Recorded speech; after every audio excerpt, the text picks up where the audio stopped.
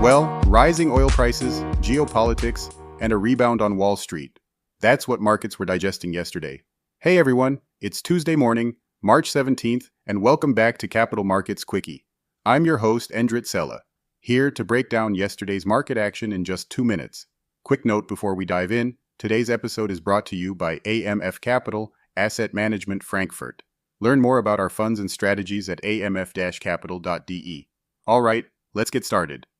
U.S. stocks pushed higher yesterday as investors tried to assess the impact of surging oil prices and ongoing tensions in the Middle East. After a pretty shaky week for equities, markets finally caught a bit of relief.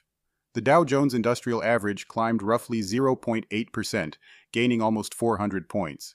The Standard & Poor's 500 rose about 1%, while the tech-heavy Nasdaq Composite advanced around 1.2%. Now, a big part of the market narrative yesterday centered around the Strait of Hormuz, one of the most important oil supply routes in the world. Over the weekend, several oil tankers successfully passed through the waterway, which gave markets some hope that disruptions to global crude supply might start easing. But geopolitical tensions are still front and center. President Donald Trump urged allies to help the United States break Iran's blockade of the Strait of Hormuz, warning that NATO could face what he called a very bad future if partners do not step in. Oil prices themselves were extremely volatile yesterday. Futures for West Texas, Intermediate and Brent crude both briefly moved above $100 per barrel in early trading, before pulling back roughly 5% during the session. And of course, the big macro question right now is inflation. Investors are watching closely whether higher energy prices could complicate the Federal Reserve's outlook on interest rates.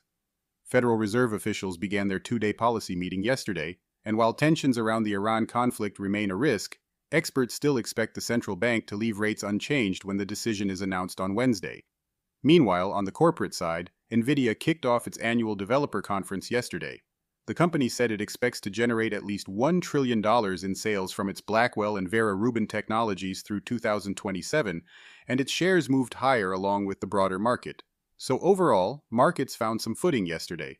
But between oil, geopolitics, and central bank decisions, the next few days could stay pretty interesting.